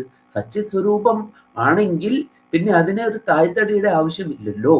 അപ്പൊ അതാണ് ഈ ദേവനെ നമ്മുടെ മുമ്പിൽ അവതരിപ്പിച്ചത്. ഇവിടെയൊക്കെ നമ്മൾ പറയാറുണ്ട് എന്താണ്? ഓരോ പ്രതീകങ്ങളിലൂടെ ഓരോ അർത്ഥം നമ്മുടെ മനസ്സിൽ തരുമ്പോൾ അവിടെയൊക്കെ ഓരോ അർത്ഥം നമ്മുടെ ഒരു ആശയം നമ്മുടെ ഉള്ളിൽ എന്താണ് അങ്കുരിപ്പിക്കുകയാണ് ചെയ്യുന്നത്. നമ്മൾ മുമ്പ് പറഞ്ഞിട്ടുണ്ടെന്ന് എനിക്ക് തോന്നുന്നു, ബ്രഹ്മാവ് വിഷ്ണു മഹേശ്വരന്മാര് 4 കൈയായിട്ട് 4 മുഖമായിട്ട് 3 കണ്ണായിട്ട്, ഇതൊക്കെ എന്തിനാണ് നമ്മൾ പറഞ്ഞിട്ടുണ്ട് അല്ലെ? സൃഷ്ടി നടക്കണമെങ്കിൽ ചുറ്റുപാടുകൾ കാണണം, രക്ഷിക്കണമെങ്കിൽ 4 കൈയിന്റെ അധ്വാനം വേണം. Parenting very important, most important parenting. അതിനെന്ത് വേണം? 3ാമതൊരു കണ്ണ് വേണം. എന്നിട്ട് വിവേകത്തിന്റെ കണ്ണോടുകൂടി വേണം എന്ത്? പാരന്റിങ്. അതാണ് ജഗത് പിതാക്കളായിട്ടുള്ള പാർവതി, അവരെയാണ് മാതാപിതാക്കന്മാരായിട്ട് പറഞ്ഞിട്ടുള്ളത്. വിഷ്ണു ഭഗവാനെ എന്താണ് മാതാപിതാക്കളെ എന്നായിട്ടൊന്നും പറയുന്നില്ല. അത് പറഞ്ഞിട്ടുള്ളത് ശിവനെ തന്നെയാണ്. ആ ഉഗ്രത ആവശ്യമാണ്. അതേപോലെ മംഗളകാരിത്വം ആവശ്യമാണ്. അതേപോലെ വിവേകദൃഷ്ടിയും ആവശ്യമാണ്. അതേപോലെ തന്നെ എന്താണ് നമ്മിലേക്ക് ഇങ്ങോട്ട് ആഗിരണം ചെയ്യല്ലേ, അതല്ലേ കുട്ടികളെ ആശ്ലേഷിക്കുന്നത്. അതന്നെ പ്രലയം എന്ന് പറയുന്നത്, പ്രകൃഷ്ടമായ ലയം. അപ്പൊ അവിടെ എന്താണ് ഉഗ്രമൂർത്തി എന്നൊക്കെ നമ്മൾ പേടിച്ചിട്ട് പറയുകയാണ്. പക്ഷെ അതിന്റെ ആവശ്യമില്ല. എന്താണ് മാതാപിതാക്കന്മാര് തങ്ങളിലേക്ക് കുഞ്ഞിനെ ഇങ്ങോട്ട് ലയിപ്പിക്കുക. അതല്ലേ കുഞ്ഞിനെ വാരിയെടുക്കുന്നു, ആശ്ലേഷിക്കുന്നു, ചുംബിക്കുന്നു. ചിലര് കുട്ടിയെ കടിക്കുകയും ചെയ്യും. ചിലര് എന്താണ് ചെറിയ കടി നോവിക്കാതെ ഒന്നായി തീരുന്നുള്ള വ്യഗ്രതയായി കാണിക്കുന്നു. ആ ഒന്നായി തീരലാണ് എന്ത്? പ്രകൃഷ്ടേന ലയഹ, പ്രകൃഷ്ടമായിട്ടുള്ള ലയം. അതിനെ നമ്മൾ പ്രലയം, പ്രളയം എന്ന് പറയുന്നത്. അപ്പൊ ഈ പ്രകൃതിയിലേക്ക് അഥവാ ഈശ്വര ചൈതന്യത്തിലേക്ക് നമ്മൾ ലയിക്കുന്നതാണ് പ്രകൃഷ്ടമായിട്ടുള്ള ലയം എന്ന് പറയുന്നത്, പ്രളയം എന്ന് പറയുന്നത്. അപ്പോൾ വാസ്തവത്തിൽ എന്തല്ല, മരണം എന്ന് പറയുന്നത് നമുക്ക് ഭീതിജനകമായ ഒരവസ്ഥയല്ല. മരിക്കുന്ന ആൾ അത് തന്നെ ആഗ്രഹിക്കുക. വെറുതെ നമ്മൾ വെന്റിലേറ്ററിൽ വെച്ചിട്ട് മനുഷ്യനെ കഷ്ടപ്പെടുത്തരുത്. ശരിക്കും പറഞ്ഞാല് മരിക്കുന്ന ആള് അല്ലേ, പ്രായം കുറവുള്ള ആളുകളൊക്കെയാണ് എന്തെങ്കിലും അപകടം പറ്റിയതൊക്കെ ആണെങ്കിൽ നമുക്ക് തിരിച്ചു കൊണ്ടുവരാൻ പറ്റുമോ നോക്കാം. പക്ഷേ വളരെ പ്രായമായി മരിച്ചു കൊള്ളട്ടെ എന്ന് മക്കൾ പോലും വിചാരിക്കുന്ന അവസ്ഥയിൽ വെന്റിലേറ്ററിൽ വെച്ചിട്ട് മൂക്കിലൊക്കെ ട്യൂബിട്ടിട്ട് കഷ്ടപ്പെടുത്താൻ പാടില്ല. ആ സമയത്ത് എന്താണ്, അവർക്ക് അങ്ങോട്ട് പോകാൻ തന്നെയോ ആഗ്രഹം ഉണ്ടാവുക. മരണത്തെ ഈ നിദ്രയിൽ മഹത് ശബ്ദോ നദീയതേ എന്ന് പറയുന്നുണ്ട്. നിദ്രായാം അധ യാത്രായാം മഹത് ശബ്ദോ നദീയതേ. നിദ്ര, യാത്ര, ഈ ശബ്ദങ്ങൾ വേറെയും കുറച്ച് പറയുന്നുണ്ട്. തൈലം, മാംസം, വൈദ്യൻ, പിന്നെ എന്താണ് പുരോഹിതൻ, ഇതിലൊന്നും മഹത് ശബ്ദം ചേർക്കാൻ പാടില്ല എന്നാണ്. അതൊക്കെ അതിന് ചില എന്താണ് അർത്ഥത്തിന് ചില ഡൈലൂഷൻ വരുത്തും. സാധനം വൈദ്യൻ എന്ന് പറഞ്ഞാൽ പെർഫെക്റ്റ് വൈദ്യൻ, അതിൽ പിന്നെ ആരില്ല, മഹാവൈദ്യനും ലഘുവൈദ്യനൊന്നും പിന്നെ അതിൽ ഇല്ല, അല്ലാത്തൊരു വൈദ്യനായിട്ടില്ല എന്നാണ്. അതുപോലെ തന്നെയാണ് യാത്ര. യാത്രയിൽ മഹത് ശബ്ദം നദീയതേ. മഹായാത്ര എന്ന് പറഞ്ഞാൽ എന്താണ്, മടങ്ങി വരാത്ത യാത്ര എന്നാണ് അതിന്റെ അർത്ഥം. അതുപോലെ നിദ്ര, നിദ്രയിൽ മഹത് ശബ്ദം ചേരില്ല എന്ന് പറഞ്ഞാൽ മഹാനിദ്ര. മഹാനിദ്ര എന്ന് പറഞ്ഞാൽ എന്താണ്, അത് മരണമാണ്. നമ്മുടെ അതൊന്നും അല്ലാത്ത നമ്മുടെ ചെറിയ നിദ്ര, ഈവൻ ഭക്ഷണം കഴിച്ചിട്ട് വായിക്കാതിരുന്നപ്പോ ഉറക്കം വന്നു, അപ്പൊ പോലും നമുക്ക് എന്താണ് പണികളുണ്ട്, എഴുന്നേറ്റ് അത് നോക്കട്ടെ എന്നല്ല, ഒന്ന് ഉറങ്ങാൻ തന്നെയാണ് നമുക്ക് വ്യഗ്രത ഉണ്ടാവുക, അല്ലേ? ഒന്നങ്ങോട്ട് ഉറങ്ങട്ടെ. ആ സമയത്ത് പേരക്കുട്ടി വന്നിട്ട് മേത്ത് കയറുന്നുണ്ടെങ്കിൽ ഇവനെ അങ്ങോട്ട് പിടിച്ചോളൂ, കുറച്ചു നേരം ഞാനൊന്ന് കണ്ണടയ്ക്കട്ടെ, അല്ലേ? പേരക്കുട്ടി, മക്കള് പോട്ടെ, മക്കളെ നമുക്ക് എപ്പോഴും ഓടെ അവിടുന്ന് പറയാൻ വേണമെന്നുണ്ടെങ്കിൽ പേരക്കുട്ടി എങ്ങനെയാണ്, അത് നമ്മള് അങ്ങോട്ട് നമ്മുടെ അധികാരികളാണ്. അവര് എഴുന്നേറ്റ് നിൽക്കാൻ വയ്യാത്ത മുത്തശ്ശനും ആനയായിട്ട് നടക്കും. പേരക്കുട്ടി പറഞ്ഞാൽ അവനെ പോലും എന്ത് പറയും, ഇവനെ ഒന്ന് അങ്ങോട്ട് കൊണ്ടൊപ്പം മോളെ, ഞാൻ ഒന്ന് കണ്ണടക്കട്ടെ. ഉറങ്ങാൻ നേരത്തെ നമുക്ക് എന്തിനാണ് താല്പര്യം, അതിലേക്ക് പോകാനാ. അപ്പൊ മഹാനിദ്ര വരുമ്പോഴോ അതിനെ പുൽകാനാണ് നമുക്ക് വ്യഗ്രതയുണ്ടാവുക. അത് നമ്മുടെ സ്വരൂപമായിട്ടുള്ള പരമാത്മ ചൈതന്യത്തിൽ വിലയം പ്രാപിക്കാനുള്ള നമ്മുടെ വലിയ വ്യഗ്രതയാണ് അവിടെ ഉണ്ടാകുന്നത്. അപ്പൊ അതിരിക്കട്ടെ. അപ്പോ അങ്ങനെ ഈ പാർവതി ദേവി എന്താണ്, അപ്പൊ ഈ കുഞ്ഞ് ആരാണ്, ഇത് ചെറിയ കുഞ്ഞായിരുന്നു ഇത്. അപ്പൊ ദേവി എന്ത് ചെയ്തു, ദേവി ഇതിനെയും വലിയ വാത്സല്യത്തോടെ മാറോടണിച്ചു, തന്നിലേക്ക് അങ്ങ് ലയം പ്രാപിപ്പിക്കുകയാണ് ചെയ്യുന്നത്. അങ്ങനെ ദേവിയുടെ അപ്പൊ കുട്ടി അവതാര ഉദ്ദേശം നടത്തിക്കഴിഞ്ഞിട്ടും അപ്പോഴും എന്താണ്, ദേവി വല്ലാതെ വാത്സല്യം ഈ സുബ്രഹ്മണ്യന് കൊടുത്തു എന്നാണ്.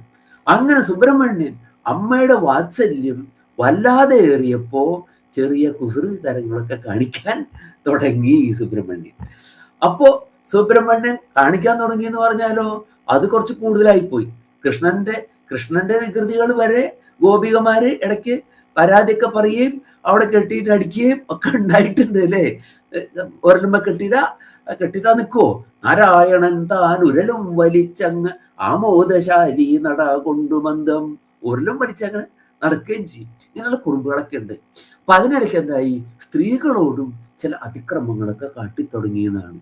അപ്പൊ അവരെല്ലാവരും വന്നിട്ട് യശോദയോട് പറഞ്ഞു, കുട്ടിയെ കൊണ്ട് രക്ഷയില്ലട്ടോ, ഭയങ്കര കുസൃതിയാണേ എന്ന് പറഞ്ഞു. അമ്മ എന്താണ് ചെയ്തത്, അമ്മ അവിടെ നേരെ എല്ലാ സ്ത്രീകളിലും അമ്മയുടെ സ്വരൂപം അങ്ങ് കാട്ടിക്കൊടുത്തു. അതോടുകൂടി പറഞ്ഞു, അമ്മേ ഞാൻ ഇനി എല്ലാവരോടും അമ്മയോട് പെരുമാറുന്നത് പോലെയേ പെരുമാറുകയുള്ളൂ. ഇവിടുന്ന് പിന്നെ എന്ത് ചെയ്തിട്ടില്ല, ആരോടും ഒരു അതിക്രമവും കാട്ടിയിട്ടില്ല. സ്ത്രീകളോട് അമ്മയോടെന്നത് പോലെയുള്ള ബഹുമാനം, അമ്മയോട് എന്നത് പോലെയല്ല, എല്ലാവരിലും അമ്മയാണല്ലോ കണ്ടത്. അതോടുകൂടി എന്തായി തീർന്നു, അമ്മയായി തീർന്നു. നോക്കൂ, അമ്മയാകുന്ന ആലവാലത്തിൽ നിന്ന് നൽകിയ ഒരു ജീവസന്ദേശം, ഒരു ജീവന ഔഷധം. അത് തടമാണെങ്കിൽ ആ തടമാകുന്ന അമ്മയിൽ നിന്ന് ലഭിച്ചത്, അത് തായ്തടിയാണെങ്കിൽ ആ തായ്തടിയിൽ നിന്ന് ശാഖയ്ക്ക് ലഭിച്ച മഹത് മഹത്തായ ഔഷധമാണ് അത്. അവിടെയാണ് നമ്മൾ അതിനെ തിരിച്ചറിയേണ്ടത്, ഇദ്ദേഹത്തിന്റെ ഈ കാഴ്ചപ്പാട്. അപ്പൊ സുബ്രഹ്മണ്യന് അറിവുണ്ടായിരുന്നില്ലേ? അറിവുള്ള പലർക്കും തിരിച്ചറിവില്ലെന്നേ. അറിവ് നമുക്കൊക്കെ അറിവുണ്ട്, പക്ഷെ നമുക്ക് എന്തില്ല, നമുക്കൊന്നും തിരിച്ചറിവില്ല. അപ്പൊ അത് തിരിച്ചറിവുണ്ടാവണം അറിവുള്ളവർക്ക്. അപ്പൊ സുബ്രഹ്മണ്യന് അറിവുണ്ട്, പക്ഷെ അവിടെ എന്താണ്, അമ്മയിൽ നിന്നുള്ള ആ തിരിച്ചറിവ് കിട്ടണം. അമ്മമാരിൽ നിന്ന് ചില അറിവ് കുട്ടികൾക്ക് കിട്ടേണ്ട, അച്ഛനമ്മമാരിൽ നിന്ന് തന്നെ അതെങ്ങനെയാവണം, അത് അവിടെ കിട്ടിയിരിക്കണം. വാത്സല്യം മാത്രമല്ല കൊടുക്കേണ്ടത്, പിന്നെ എന്ത് കൊടുക്കണം, ലോകപരിചയവും കൊടുക്കേണ്ടതുണ്ട്. അതിനാണല്ലോ ദശരഥ മഹാരാജാവ് മിടുക്കനാണ് അല്ലേ, എല്ലാവരും കുട്ടികൾക്ക് കൊടുക്കാൻ പറ്റും. അത് പോരാ, എന്ത് വേണം, ഒരു ലോകപരിചയം വേണം, ഒരു ഓൺ ദി ജോബ് ട്രെയിനിങ് വേണം. അതിനാണ് വിശ്വാമിത്രൻ വന്നിട്ട് എന്ത് ചെയ്ത് കൊണ്ടുപോയപ്പോ ലോകമൊക്കെ കാട്ടിക്കൊടുത്തു. അച്ഛൻ പറഞ്ഞിട്ടുണ്ടാവും സ്ത്രീകളെ വധിക്കാൻ പാടില്ല എന്ന്, താടകയെ വധിക്കും. അയ്യോ, അച്ഛൻ പറഞ്ഞിട്ടല്ലോ വധിക്കാൻ പാടില്ല എന്ന്, സ്ത്രീയെ വധിക്കാൻ പാടില്ല എന്ന്. ലോകത്തിന് ഉപദ്രവമായിട്ട് വരുമ്പോ താടകയുടെ കാര്യത്തിൽ എങ്ങനെയാണ്, അവളെ പേടിച്ച് ആരും അതുവഴി നടക്കാറില്ല. അപ്പൊ അതിനെ തടയണ്ടേ? രാജാവാണ് നീ, രാജാവിന്റെ ചുമതലയാണ്. സാധാരണ ജനങ്ങൾക്ക് ആർക്കും ചെയ്യാൻ പാടില്ല, രാജാവിനും ചെയ്യാൻ പാടില്ല. പക്ഷേ അണ്ടർ അബ്സല്യൂട്ട്ലി അൺഅവോയ്ഡബിൾ സർക്കംസ്റ്റാൻസസ് അല്ലേ, ഇറ്റ് ഈസ് നെസസിറ്റേറ്റഡ്. അതുകൊണ്ട് എന്ത് വേണം, അത് ചെയ്തേ പറ്റുള്ളൂ. ഇത് പറഞ്ഞു കൊടുക്കണമെങ്കിൽ ആര് വേണം, ഈ ലോകം കാണും. ഇതാണ് ഒരു ഓൺ ദി ജോബ് ട്രെയിനിങ് ആണെന്ന് പറയുന്നത്. രാജാവിന്റെ കർമ്മം അനുഷ്ഠിക്കുമ്പോൾ ഇതൊക്കെ അറിയേണ്ടതുണ്ട്. അപ്പോ ഇങ്ങനെ ജനങ്ങൾ ഇവിടെയും അങ്ങനെയുണ്ട്. ലോകത്തിൽ ഇറങ്ങിയപ്പോ എങ്ങനെയായി, അവിടെ വീണ്ടും എന്ത് വേണം, അവിടെ ഒരു ഗുരുവിന്റെ ആവശ്യമുണ്ട്. ആ ഗുരു അമ്മ തന്നെയാണ് ആയിട്ട് അമ്മ അങ്ങനെ തിരിച്ചറിവ് കൊടുത്തു അവിടെ. അപ്പൊ ഇങ്ങനെയാണ് അറിവുള്ളവർക്ക് തിരിച്ചറിവ് വേണം എന്ന് പറയുന്നത്. വേറൊരു ഉദാഹരണം പറയുകയാണെങ്കിൽ, എൻ്റെ ഒരു ശിഷ്യയുണ്ട് ആശാലത എഴുതിയിട്ടുള്ള ഒരു യാത്രാ വിവരണമുണ്ട്. അവര് കാഠ്മണ്ഡുവിൽ പോയപ്പോ, കാഠ്മണ്ഡുവില് ഒരു സ്വയംഭൂ ക്ഷേത്രം, അതിനടുത്ത് തന്നെ ഒരു ഹാരിതി ദേവിയുടെ ക്ഷേത്രമുണ്ട്. ഹാരിതി ദേവിയുടെ ക്ഷേത്രം, ആ ക്ഷേത്രം അവിടെ ഈ ഹാരിതി ദേവി കേൾക്കാനുണ്ടോ? എന്തോ ഒരു തടസ്സം വന്ന പോലെ ഇവിടെ കാണുന്നു. അപ്പൊ ഈ ഹാരിതി ദേവി എന്തായിരുന്നു, ഹാരിതി ദേവി ഒരു യക്ഷിണി ആയിരുന്നു അത്രേ. അപ്പൊ ഈ യക്ഷിണി അതിന്റെ പണി എന്താന്ന് വെച്ചാൽ കുട്ടികളെ കൊന്നു തിന്നലായിരുന്നു ഇതിന്റെ പണി. ഇങ്ങനെ നടന്ന് കുട്ടികളെ കൊന്നു തിന്നലായിരുന്നു. അങ്ങനെ ആളുകളെല്ലാം വന്നിട്ട് ശ്രീബുദ്ധനോട് പരാതി പറഞ്ഞു, ഇങ്ങനെ ഹാരിതി ദേവി കുട്ടികളെ കൊണ്ടുപോയി കൊന്നു തിന്നുന്നു എന്ന് പറഞ്ഞു. ശ്രീബുദ്ധൻ എന്ത് ചെയ്തു, ശ്രീബുദ്ധൻ അവരുടെ കുഞ്ഞിനെ ഒളിച്ചു വെച്ചു. ഈ ഹാരിതി യക്ഷിണിയുടെ കുഞ്ഞിനെ ഒളിച്ചു വെച്ചു. കുഞ്ഞിനെ കാണാതെ അങ്ങ് വിഷമിച്ച് നടക്കാൻ തുടങ്ങി. എല്ലായിടത്തും അലഞ്ഞു നടന്ന് അവസാനം ബുദ്ധന്റെ അടുത്ത് തന്നെ വന്നു, എൻ്റെ കുഞ്ഞിനെ കാണുന്നില്ലല്ലോ എന്ന് പറഞ്ഞു. അപ്പോ പറഞ്ഞു, ഒരു കുഞ്ഞിനെ കാണാതെ ആവുന്നതിന്റെ സങ്കടം ഇപ്പോഴമ്മയ്ക്ക് മനസ്സിലായോ? ഓ മനസ്സിലായി, ഇനി കുഞ്ഞുങ്ങളെ കൊന്നു തിന്നാൻ പാടില്ല. അങ്ങനെ ആ ദേവി എന്തായി തീർന്നു എന്നാണ്, കുഞ്ഞുങ്ങളെ സംരക്ഷിക്കുന്നവളായി മാറി എന്നാണ്. ബുദ്ധൻ തന്നെ അവരെ ദേവതയാക്കി പ്രതിഷ്ഠിച്ചിരിക്കുന്നു. അതാണ് കാഠ്മണ്ഡുവിലുള്ള ഈ ഹാരിതി ദേവിയുടെ ക്ഷേത്രം. ഇത് എൻ്റെ ഒരു സ്റ്റുഡന്റ് തന്നെയാണ്, ഒരു ആശാലത എഴുതിയിരിക്കുന്ന ഒരു ഗ്രന്ഥമാണ്. അതിൽ പറഞ്ഞിരിക്കുന്ന ഒന്നാണിത്. അപ്പൊ അവിടെ നോക്കൂ, ആ അറിവില്ലേ, കുഞ്ഞുങ്ങള് ഇല്ലെങ്കിൽ അമ്മയ്ക്കുള്ള വിഷമം അറിയാം. പക്ഷെ അത് അനുഭവിച്ചപ്പോ എന്തായി തീർന്നു, അതൊരു തിരിച്ചറിവായിട്ട് മാറി. ആ അറിവൊന്ന് വേറെ തന്നെയാണ്, അതായിട്ട് മാറുകയാണ്. അപ്പോൾ ഈ വിധത്തിൽ എന്തുണ്ടാകണം, അറിവുകള് എന്തായിട്ട് മാറണം, തിരിച്ചറിവുകളായിട്ട് മാറണം.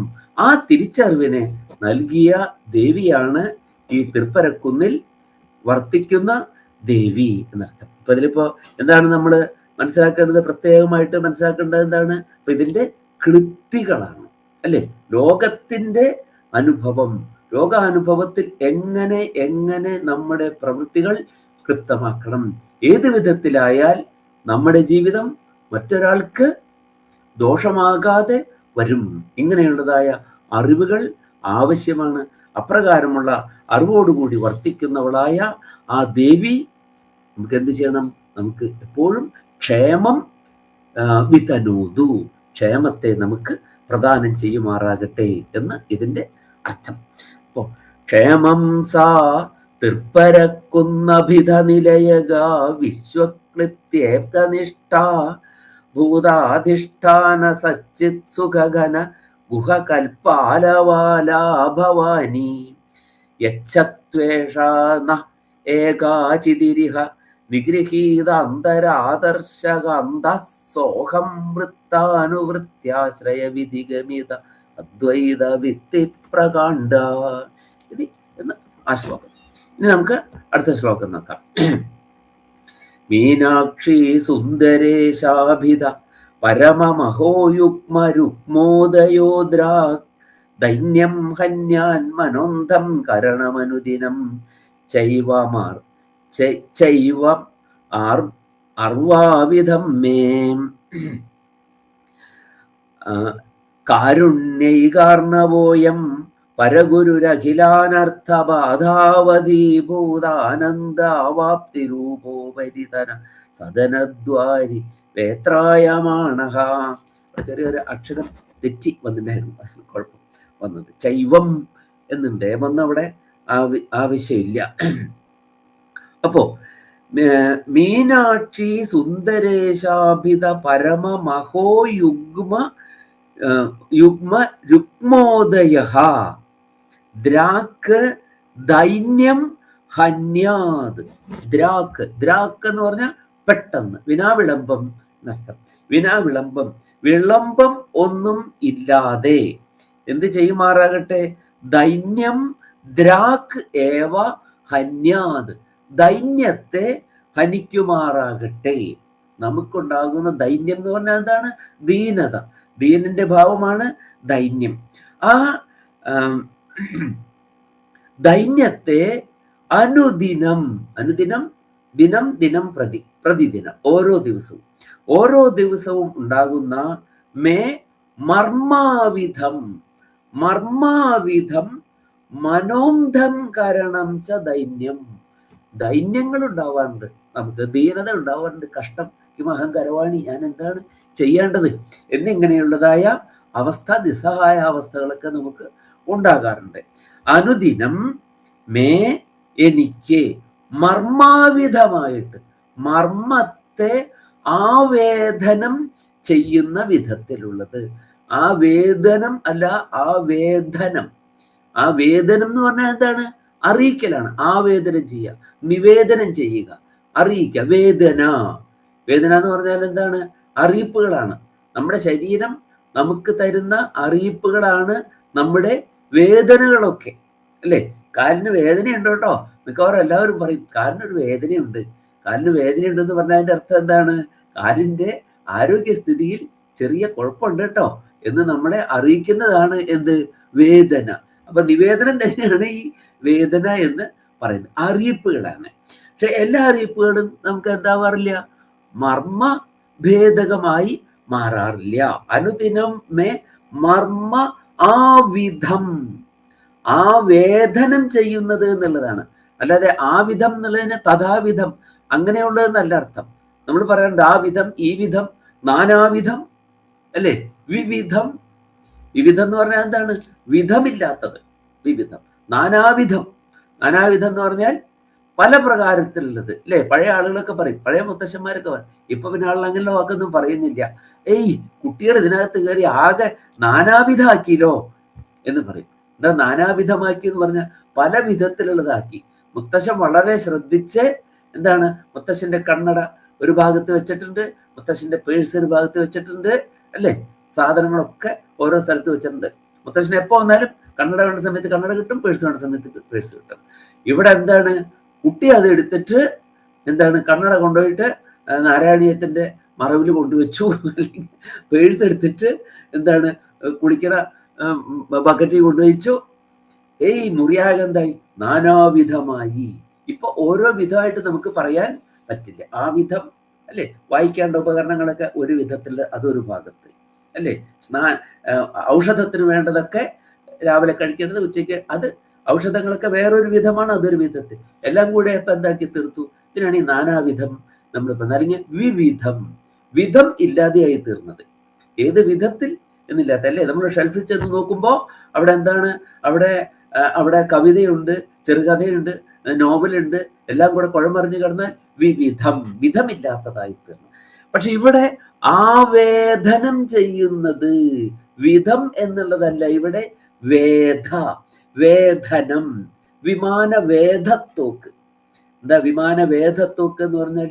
വിമാനത്തെ ഭേദിക്കാൻ പറ്റുന്ന തോക്കാണ് വിമാനവേധത്തോക്ക് എന്ന് പറയുന്നത്. അപ്പൊ ആവേദനം ചെയ്യാന്ന് പറഞ്ഞാൽ ഭേദിക്കുക, തകർക്കുക എന്നൊക്കെ അർത്ഥം. എന്തിനെ ആവേദനം ചെയ്യുന്ന?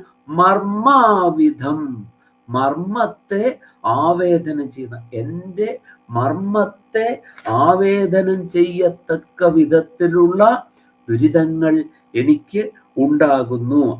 അങ്ങനെ എന്താണ്? അനുദിനം മേ മർമ്മ ആവിധം, മർമ്മത്തെ ആവേദനം ചെയ്യുന്നതും. തീർന്നില്ല. മനോന്ധങ്കരണം, മനസ്സിനെ അന്ധം കരിക്കുന്നതും. മനസ്സിന് ആ വേദന അങ്ങ് വന്നാൽ, ഓരോ വേദനകൾ ഓരോ ദിവസം ഉണ്ടാകുമ്പോ മനസ്സ് അന്ധംകരിക്കപ്പെടുന്നു. പിന്നെ അവിടെ എന്തില്ല? മനസ്സിന്റെ പ്രവൃത്തി നടക്കുന്നില്ല, മനസ്സ് അന്ധമായി തീർന്നു. അതുകൊണ്ടാണ് ആളുകൾ പലരും ചെയ്തിട്ട് എന്ത് ചെയ്യുന്നത്? ആത്മഹത്യയൊക്കെ ചെയ്യുന്നത്. എന്താണ് ചെയ്യേണ്ടതെന്ന് അറിഞ്ഞുകൂടാ. പണ്ടൊക്കെ അത് വലിയ വിഷമങ്ങൾ ഉണ്ടാകുമ്പോഴാണ് മനസ്സ് അന്ധമായി തീർന്നിരുന്നതും ആളുകൾ പല കടുംകൈകളും ചെയ്തിരുന്നതും. ഇന്നിപ്പോ നമ്മുടെ ജൻസിയിലേക്ക് ഇങ്ങ് വരുമ്പോ എന്തായി തീർന്നു? ഒന്നും സഹിക്കാൻ പറ്റാത്ത അവസ്ഥയിലേക്കായി മാറുന്നു. അമ്മ ഒന്ന് വഴക്ക് പറഞ്ഞു, അപ്പൊ തന്നെ എന്താണ്? പോയിട്ട് ആത്മഹത്യ ചെയ്തു. ഈ അവസ്ഥകളിലേക്ക് കുട്ടികൾ വരുന്നു. മർമ്മവേദനം ഇപ്പൊ എന്തായിത്തീരുന്നു?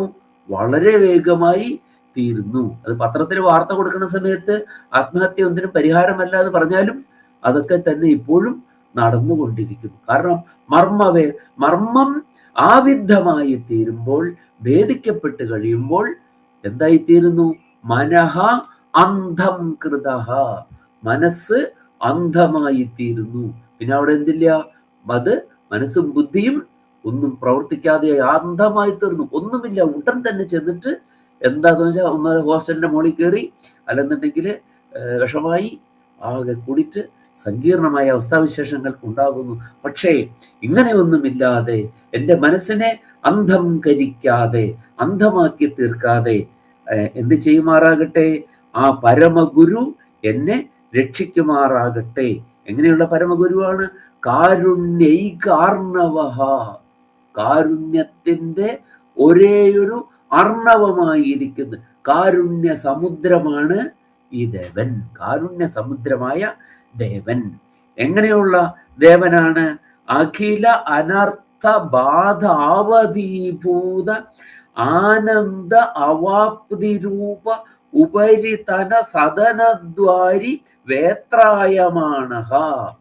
ആ പറഞ്ഞിട്ടുള്ള വിശേഷണങ്ങൾ എല്ലാം കൂടി നോക്കുമ്പോ ഈ ദേവൻ അതീവ പ്രഭാവശാലിയാണ്, ഉഗ്രപ്രഭാവനായ ദേവനാണ് ഇവിടെ. ആ ദേവനും എങ്ങനെയാണ്? തനിച്ചൊന്നല്ല ആ ദേവൻ നിൽക്കുന്നത്, പൂർണ്ണതയിലാണ് ഈ ദേവൻ നിൽക്കുന്നത്. ഈ ദേവന്റെ പൂർണ്ണമായ അവസ്ഥ, പൂർണ്ണതയിൽ അയം മീനാക്ഷി സുന്ദരേശാഭിധ പരമമഹോ യുഗ്മ രുഗ്മോദയ. വീണ്ടും ഒരു വിശേഷണം കൂടെ അങ്ങ് ചേർത്താൽ, ഈ രണ്ട് വിശേഷണത്തെയും കൂടെ ശരിയായി മനസ്സിലാക്കിയാൽ പിന്നെ ഒരു ഭക്തനും എന്തുണ്ടാവില്ല? ഈ ദേവൻ തൻ്റെ അഭീഷ്ടം സാധിച്ചു തരുമോ എന്ന കാര്യത്തിൽ ഒരു സംശയവും ഉണ്ടാവില്ല. ആ ദേവൻ തനിച്ചല്ല. ഈ ദേവൻ ശരിക്കും ആരാണ്? സാംബശിവനാണ് ഈ ദേവൻ, അമ്പയോട് കൂടിയ ദേവനാണ്. മീനാക്ഷി സമേതനായിട്ടുള്ള സുന്ദരേശനാണ് ഈ ദേവൻ. സുന്ദരേശൻ, സുന്ദരൻ എന്ന പേരിൽ തന്നെ ഒരു ഭേദനം ഉണ്ട്. ഭേദിക്കുക, മുറിക്കുക. സുഷ്ടു ധര, ധൃധാതുവിന് എന്താർത്ഥം? ധൃധാതുവിനർത്ഥം ഭേദിക്കുക എന്നർത്ഥം. സുന്ദരൻ, സുന്ദരി എന്നൊക്കെ പറയുന്നതിൽ ഭേദിക്കുക എന്നൊരർത്ഥം അതിലുണ്ട്. എന്താണ്?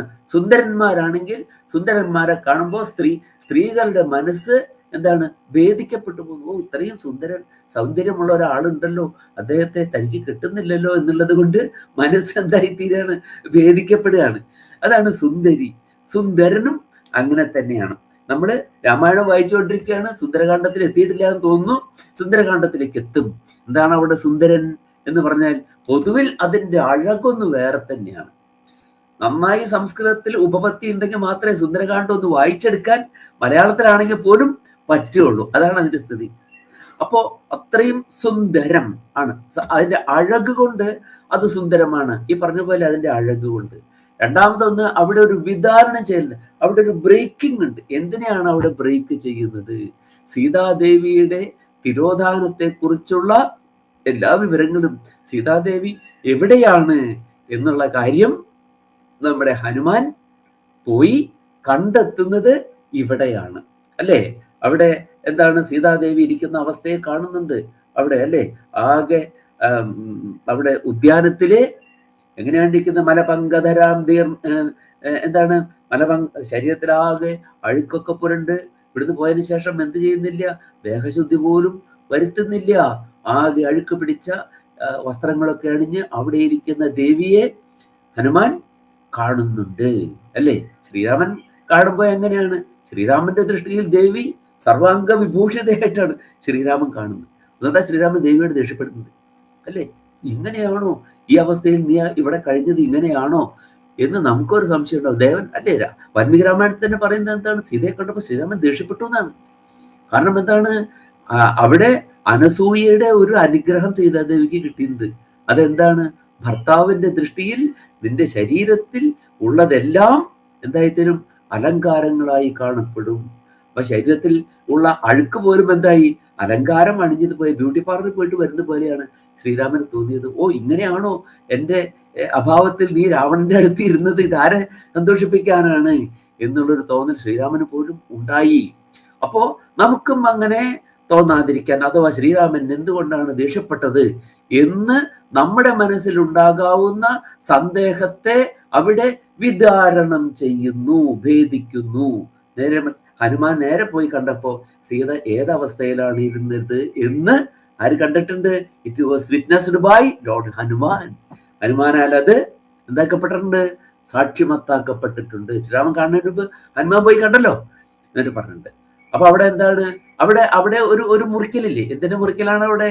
സന്ദേഹത്തിന്റെ വിച്ഛേദം അവിടെ വരുന്നുണ്ട്, ദൂരീകരണം അവിടെ വരുന്നുണ്ട്. സുന്ദരകാന്ഡം എന്ന് വാൽമീകി വെറുതെ പേര് കൊടുത്തതല്ല, അവിടെ നമ്മളത് മനസ്സിലാക്കേണ്ടതുണ്ട്. അതുപോലെ ഈ ദേവൻ എങ്ങനെയാണ്? സുന്ദരേശനാണ്, സുഷ്ടു, ആരുടെയും ക്ലേശങ്ങളെ വിധാരണം ചെയ്യുന്നതിന്, ഭേദിക്കുന്നതിന് എന്താണ്? ശക്തനായ ദേവൻ പരിപൂർണനായി വർത്തിക്കുന്നു. എങ്ങനെയാണ് പരിപൂർണനായിട്ട് വർത്തിക്കുന്നത്? അവിടെ ഏതാ? ദേവിയോടൊപ്പമാണ് വർത്തിക്കുന്നത്. ഏത് ദേവിയോടൊപ്പമാണ്? മീനാക്ഷി ദേവിയോടൊപ്പം. മീനാക്ഷി, മീനം പോലെ മനോഹരമായ നേത്രത്തോട് കൂടിയ ദേവി, സുന്ദരിയായ ദേവി, രണ്ടുപേരും പൂർണ്ണനായിട്ടിരിക്കുകയാണ്. പൂർണ്ണനായിട്ടിരിക്കുമ്പോ എന്തില്ല? ഹി ഈസ് നോട്ട് ലോങ്ങിങ് ഫോർ എനിത്തിങ് എൽസ്. വേറെ ഒന്നിനും വേണ്ടിയിട്ട് മനസ്സിന് വ്യഗ്രതയില്ല. ദേവി സമേതനായിട്ട്, കുടുംബസമേതമായിട്ട് വർത്തിക്കുകയാണ് അവിടെ ചെയ്യുന്നത്. പരിപൂർണനായിട്ടിരിക്കുമ്പോ പിന്നെന്തില്ല? പിന്നെ അതില് വ്യഗ്രതകളൊന്നും ഇല്ല. പൂർണ്ണതയിൽ കൂടി വർത്തിക്കുന്ന ദേവിയാണ്. അപ്പൊ കാരുണ്യക അർണവഹ, കാരുണ്യത്തിന് ഒരേ ഒരു സമുദ്രമായിരിക്കുന്ന ദേവൻ. പിന്നെന്താണ്? പരഗുരുഹു, പരമമായ ഗുരുവാണ് അദ്ദേഹം. അഖില അനർത്ഥ ബാധ അവധീഭൂത ആനന്ദ അവാപ്തിരൂപ ഉപരിതന സദനദ്വാരി വേത്രായമാണ. ദേവൻ തന്നെ വേത്രായമാണ. വേത്രം ചൂരൻ. വേത്രായമാണ, വേത്രമായി വർത്തിക്കുന്ന ദേവൻ. എന്തിനാണ്? അമംഗളങ്ങളെ ദൂരീകരിക്കുന്നതിനുള്ള വേത്രായമാണ. വേത്രായമാണ എന്ന് പറഞ്ഞാൽ വേത്രമായി ആചരിക്കുന്ന എന്നാണ് അർത്ഥം. വേത്രമായി നിൽക്കുന്നു, അത് ദുരിത ദൂരീകരണത്തിനായി. അധികാരത്തിന്റെ ദണ്ഡാണ് വേത്രം എന്ന് പറഞ്ഞാൽ. പഴയ നാടകങ്ങളിലൊക്കെ കാണാം വേത്രവതി, അധികാരത്തിന്റെ സൂചനയായിട്ടുള്ള എന്താണ്? ചൂരൽ പിടിച്ചുകൊണ്ട് രാജാവിന്റെ ദ്വാരത്തിൽ നിൽക്കുന്ന സ്ത്രീയാണ് വേത്രവതി എന്ന് പറയുന്നത്. അപ്പൊ അധികാരത്തിന്റെ അടയാളമാണത്. ആ അധികാരത്തിന്റെ അടയാളമായി വർത്തിക്കുന്ന ദേവനാണ് അവിടെ. അഖിലമായ അനർത്ഥങ്ങളെയും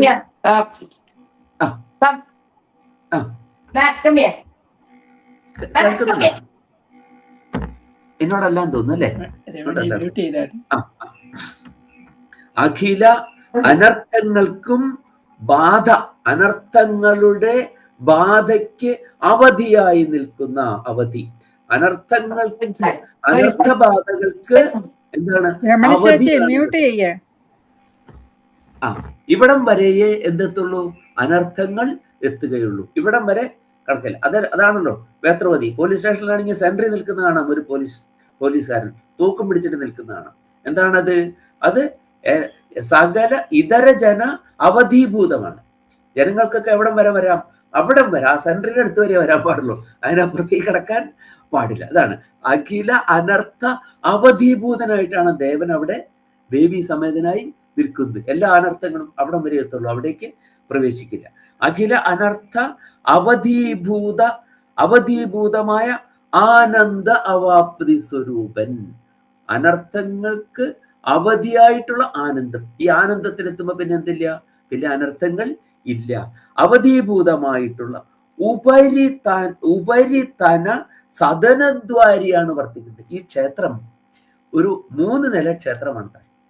അതിന്റെ ഉപരിതനമായ എന്താണ് തട്ടിലാണ് ആര് നിൽക്കുന്നത്? ഈ സുന്ദരേശനും മീനാക്ഷിയുമായി നിൽക്കുക. അതാണ് ഉപരിതനമായിട്ടുള്ളതായ ആ ക്ഷേത്രത്തിൽ, ആ മന്ദിരത്തിൽ ഉപരിതന സദനത്തിന്റെ ദ്വാരം എന്താണ്? അതിന്റെ കവാടം. അപ്പൊ ഉപരി ക്ഷേത്രത്തിന്റെ ആ കവാടത്തിൽ ഈ ദേവൻ നിൽക്കുന്നു. ഇതിനപ്പുറം വേത്രവതിയെ പോലെ വേത്രധാരിയായി നിൽക്കുകയാണ് ആ ദേവൻ അവിടെ. ഇതിനപ്പുറത്തേക്ക് എന്തില്ല? ഇവിടെ ഒരനർത്ഥത്തിനും ഒരു സങ്കടത്തിനും പ്രവേശനമില്ല. ആ താദൃശമായ ആനന്ദം തന്നെ അവിടെ എന്തായി നിൽക്കുന്നു? അവധിയായി നിൽക്കുന്നു. അങ്ങനെ എന്താണ്? വേത്രായമാണഹ, വേത്രധൈര്യല്ല, വേത്രം തന്നെയാണ്. വേത്രായമാണഹ, വേത്രമായി ആചരിക്കുക എന്നാണ് അർത്ഥം. അപ്പൊ വേത്രായമാണഹ അയം മീനാക്ഷി സുന്ദരേശാഭിതമായിട്ടുള്ള മീനാക്ഷി സുന്ദരൻ, മീനാക്ഷി സമേതനായ സുന്ദരൻ എന്ന അഭിധാനത്തോടു കൂടിയ പരമമഹോയുഗ്മോദയ, പരമമായ മഹസ് ശോഭ, പരമമായ ശോഭയുടെ യുഗ്മ രുക്മോദയം, പരമമായ മഹസ് യുഗ്മ എന്ന് പറഞ്ഞാൽ എന്താണ്? ഇരട്ടയായ രുക്മോദയം. രുക്മ എന്ന് പറഞ്ഞാല് സ്വർണം എന്നാണ്. രുക്മിണി, നമ്മൾ പലപ്പോഴും രുക്മിണി എന്നാണ് നമ്മൾ പലപ്പോഴും പറയുന്നത്. ഗായ അല്ല, രുക്കാണ്. രുക്മിണി, രുക്മ എന്ന് പറഞ്ഞാല് സ്വർണം എന്നർത്ഥം. അങ്ങനെയുള്ള അപ്പൊ 2 സുവർണ ശോഭയുടെ ഉദയമാണ്. ആരാണ്? ദേവിയും ദേവനും. ഇങ്ങനെയുള്ള 2 സുവർണ ശോഭയുടെ ഉദയമായി നിലകൊള്ളുന്ന ആ ദേവൻ. അപ്പൊ ദേവനും ദേവിയും ഭിന്നം അല്ല. അതുകൊണ്ടാണ് അവരെന്താ പറഞ്ഞത്? യുഗ്മം, ഇരട്ടയായിട്ട് പറഞ്ഞത്. അതുകൊണ്ട് ഏകവചനവും പ്രയോഗിക്കുകയാണ് ചെയ്തിട്ടുള്ളത്. അല്ലെങ്കിൽ രണ്ടുപേരും കൂടെ എന്താകട്ടെ എന്ന് പറയാൻ വേണമെന്നുണ്ടെങ്കിൽ നമുക്ക് ദ്വിവചനത്തിൽ കൊണ്ടുവരാം. അത് കൊണ്ടുവന്നിട്ടില്ല, ഏകവചനം തന്നെയാണ്. അങ്ങനെയുള്ള ആ ദേവൻ, ആ സുവർണകാന്തിയുടെ ഇരട്ടയായ ഉദയം, യുഗ്മോദയം, അത് നമുക്ക് അനുദിനം ഉണ്ടാകുന്ന സമസ്ത ദുരിതങ്ങളെയും ദൂരീകരിക്കുമാറാകട്ടെ എന്ന് ഈ ശ്ലോകത്തിന്റെ അർത്ഥം. മീനാക്ഷി സുന്ദരേശാഭിത പരമമഹോയുഗ്മ രുക്മോദയോദ്രാ ദൈന്യം ഹന്യാൻ മനോന്ധങ്കരണമനുദിനം ചൈവ മർമാവിധം മേ കാരുണ്യൈകാർണവോയം പരഗുരുരഖിലാനർത്ഥ ബാധാവതീഭൂതാനന്ദ അവാപ്തിരൂപോപരിതന സദനദ്വാരി വേത്രായമാണഃ.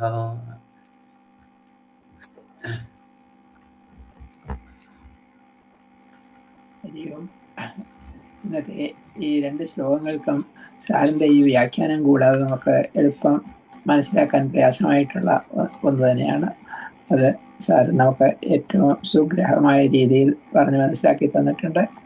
ആ, ഈ ഏത് ദേവീദേവന്മാരെ പറ്റി പറഞ്ഞാലും നമ്മൾ എത്തിച്ചേരുന്നത് സ്വാമി നമ്മളെ കൊണ്ടെത്തിക്കുന്നത് ഏകമായ പരമാത്മ ചൈതന്യത്തിലേക്ക്, ഏകദേവതാ രൂപത്തിലുള്ള ആ പരമാത്മ ചൈതന്യത്തിൻ്റെ പ്രാർത്ഥനയിലേക്ക് തന്നെയാണ് എന്ന് കഴിഞ്ഞ എല്ലാ ശ്ലോകങ്ങളിലൂടെയും തന്നെ നമുക്ക് മനസ്സിലായിട്ടുള്ള ഒന്നാണ്. കൂടുതലായിട്ട് നമുക്ക് ഈ ഇന്നത്തെ ഈ ശ്ലോകങ്ങളെ പറ്റി ആർക്കെങ്കിലും ഏതെങ്കിലും സംശയം ചോദിക്കാനോ ഉണ്ടെങ്കിൽ അതിനുവേണ്ടി നമുക്ക് അടുത്ത ഏതാനും നിമിഷങ്ങൾ ഉപയോഗിക്കാം. Thank you so much Guruji. ഈ അമ്പലത്തിന്റെ പേര് ശരിക്കും എന്താണ്? കുറച്ചുകൂടെ ഉച്ചത്തിൽ പറഞ്ഞാട്ടെ സുനിൽ. അമ്പലത്തിന്റെ പേരെന്താണ്? അതിന്റെ വെബ്സൈറ്റ് എന്തെങ്കിലും ഉണ്ടോ? ഇത് ശരിയായ പേര് കാണുന്നില്ലല്ലോ ഗൂഗിളിൽ. ഇതിന്റെയോ? ഈ അമ്പലത്തിന്റെ അമ്പലത്തിന്റെ പേര് എന്താണ്? അതിന്റെ പേര് മധുരയിലാ കാണുന്നത്. തമിഴ്നാട്ടിലുള്ള ഒരു അമ്പലമായിട്ടാ കാണുന്നത്. അതാണ് മധുര മീനാക്ഷി ക്ഷേത്രം തന്നെയാണ്. ആ ക്ഷേത്രം തന്നെയാണ്. അവിടെ മീനാക്ഷി ഏകയായിട്ടല്ല, സുന്ദരേശ്വരനോട് കൂടിയിട്ടാണ്. മധുര മീനാക്ഷി ക്ഷേത്രമാണ്. അത് ശരി. അതാണ് തിരുപ്പറക്കുണ്ടം എന്ന് പറയുന്നത്. മധുര മീനാക്ഷി തന്നെയാണ്. ഓക്കെ. മധുര മീനാക്ഷി രണ്ടും തമിഴ്നാട്ടിൽ തന്നെയാണ്. അത് തിരുപ്പറക്കുണ്ടം സുബ്രഹ്മണ്യന്റെ ക്ഷേത്രം തമിഴ്നാട്ടിലുള്ളത്, മധുര മീനാക്ഷി അതും തമിഴ്നാട്ടിലുള്ളത്. രണ്ട് ക്ഷേത്രങ്ങളാണ്. രണ്ട് ക്ഷേത്രങ്ങൾ തന്നെയാണ്. രണ്ടും തമിഴ്നാട്ടിലാണ്. വെബ്സൈറ്റ് എവിടെയെങ്കിലും ഉണ്ടോ തിരുപ്പറക്കുണ്ടം എന്ന് പറയുന്ന സ്ഥലത്തിന്റെ? അതാ അടിച്ചാൽ കിട്ടൂല. തിരുപ്പറംകുണ്ട്രം അടിച്ചാൽ കിട്ടാതിരിക്കില്ല. കാരണം നല്ല വലിയ ക്ഷേത്രങ്ങളല്ലേ. തിരുപ്പറംകുണ്ട്രം വലിയ ക്ഷേത്രമാണ്. പക്ഷെ ഇവിടെ ഇദ്ദേഹം വർണ്ണിച്ചു വരുമ്പോ എന്താണ്, ദേവിയോടാണ് പ്രാർത്ഥന വരുന്നത്. ആ ദേവനും എന്തായിട്ട് വർത്തിക്കുന്നത്, താഴ്ത്തടിയായി വർത്തിക്കുന്ന ദേവിയോടാണ് ഇവിടെ പ്രാർത്ഥന വരുന്നത്. അങ്ങനെ ഒരു ഇതിവിടെ കാണുന്നുണ്ട്. അപ്പൊ അതിനെ തൃപ്പരക്കുന്ന് എന്ന് പറയുമ്പോൾ അത് വേറെ ഇനിയിപ്പോ ഏതെങ്കിലും ക്ഷേത്രങ്ങൾ ആ പേരിലുണ്ടോ എന്നുള്ളത് നമുക്ക് തൃപ്പരക്കുന്ന് വേറെ ഏതെങ്കിലും ക്ഷേത്രം ഉണ്ടോ നമുക്ക് അറിയില്ല. എന്താണെങ്കിലും ഇവിടെ ഇദ്ദേഹത്തിന്റെ ഈ ശ്ലോകം അനുസരിച്ച് അതിന്റെ സമായോജനത്തിന് യാതൊരു അനൗചിത്യവും വരുന്നില്ല. പിന്നെ സർവോപരി നേരത്തെ ഗോപി സാറ് പറഞ്ഞ പോലെ അദ്വൈതത്തിലാണിത് മുഴുവൻ എത്തുന്നത്. ഒറ്റ ശക്തിയേ ഉള്ളൂ. ദേവിയാണെങ്കിലും ദേവനാണെങ്കിലും അതൊക്കെ എന്താണ്, നമ്മുടെ മനസ്സിന്റെ സന്തോഷത്തിനാണ് നമ്മൾ ആ രൂപങ്ങളെ കാണുന്നത്. ഓരോരുത്തർക്കും ഓരോ വിധത്തിലല്ലേ അല്ലേ? ഓരോ വിധത്തിലുള്ള അച്ഛനെയാണ് എനിക്കിഷ്ടം എന്ന് പറയുന്നിടത്ത് പാട്ടുണ്ട്. അതിൽ തന്നെ അച്ഛന്റെ ചില പ്രത്യേക ഭാവങ്ങളാണ് എനിക്ക് ഇഷ്ടം. എല്ലാ ഭാവവും അല്ല. അതുകൊണ്ടാണ് ഈ ദേവന്മാർക്കൊക്കെ വേറെ വേറെ ഭാവങ്ങൾ കൽപ്പിക്കുന്നത്. നമ്മുടെ മനസ്സിന്റെ സമാധാനത്തിന് വേണ്ടിയിട്ടാണ്. ഞാൻ ഒരു പോയിന്റ് ഒന്ന് ആഡ് ചെയ്യട്ടെ. അമ്പലത്തിന്റെ കാര്യം പ്രദീപാണിത്. ഈ കാണുമെന്നറിയാമല്ലേ, തിരുപ്പറക്കുണ്ടം എന്ന് പറയുന്നത് മറ്റേ തമിഴ്നാട്ടിൽ ആറുപട വീടെന്ന് പറഞ്ഞ 6 സുബ്രഹ്മണ്യ സ്വാമി ക്ഷേത്രം, അതിൽ ഒരെണ്ണമാണ് ഈ തിരുപ്പറക്കുണ്ടം എന്ന് പറയുന്നത്. അതെ അതെ അതെ, അങ്ങനെ പറയുന്നുണ്ട്. 6 ഒരെണ്ണമാണ്. ചെയ്തിട്ടില്ല എന്ന് മാത്രമേ ഉള്ളൂ. 6 ഒരെണ്ണം തന്നെയാണത്. തിരുച്ചെന്തൂരും പളനിയും പഴമുതിർച്ചോലയും എല്ലാം ആ ഗ്രൂപ്പിൽ പെടുന്ന, ആറുപട വീട്ടിൽ പെടുന്ന ഒന്നാണ് തിരുപ്പറക്കുണ്ടവും. എല്ലാം നമുക്ക് പോയി വരാവുന്ന ഡിസ്റ്റൻസിലുള്ള ക്ഷേത്രങ്ങളാണ്. തിരുച്ചെന്തൂർ മാത്രമാണ് കടലിനോട് അടുത്ത് സ്ഥിതി ചെയ്യുന്ന സുബ്രഹ്മണ്യ ക്ഷേത്രം. അവിടെയാണ് ഇപ്പൊ 6 മുഖമാണല്ലോ ദേവന്.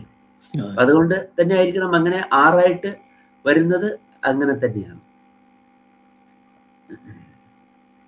മധുര മീനാക്ഷി ക്ഷേത്രത്തിന്റെ ഒരു റിപ്ലിക്കയാണ് ഇവിടെ ഹൂസ്റ്റണിലുള്ള സുന്ദരേശ്വര മീനാക്ഷി ടെമ്പിൾ. അവിടെ മീനാക്ഷി ദേവിയാണ് പ്രധാന പ്രതിഷ്ഠയെങ്കിലും തൊട്ടടുത്ത് തന്നെ സുന്ദരേശ്വരമൂർത്തിയുടെയും പ്രതിഷ്ഠയുണ്ട്.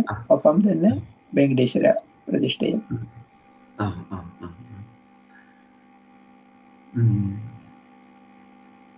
മറ്റേ സംശയങ്ങളില്ലെങ്കിൽ നമുക്ക് പ്രാർത്ഥനയോടെ അവസാനിപ്പിക്കാൻ. ഓം വിദ്യാധിരാജായ നമഃ. മനോബുദ്ധ്യഹങ്കാര ചിത്താനി നാഹം ന ശ്രോത്രജിഹ്വേ ന ഘ്രാണനേത്രേ ന വ്യോമ ഭൂമിർന തേജോ ന വായു ചിദാനന്ദരൂപ ശിവോഹം ശിവോഹം ചിദാനന്ദരൂപ ശിവോഹം ശിവോഹം ന ച പ്രാണസഞ്ജോ ന വൈ പഞ്ചവായു ന വാ സപ്തധാതുർന വാ പഞ്ചകോശ ന വാക്പാണിപാദം ന ചോപസ്തവായു ചിദാനന്ദരൂപ ശിവോഹം ശിവോഹം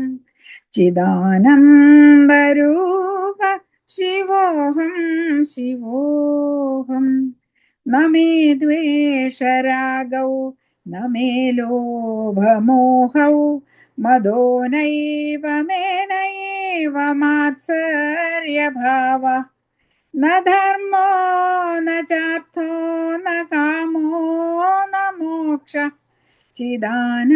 ചിദാനന്ദരൂപ ശിവോഹം ശിവോഹം ചിദാനന്ദരൂപ ശിവോഹം ശിവോഹം ന പുണ്യം ന പാപം ന സൗഖ്യം ന ദുഃഖം ന മന്ത്രോ ന തീർത്ഥം ന വേദ ന യജ്ഞ അഹം ഭോജനം നൈവ ഭോജ്യം ന ഭോക്ത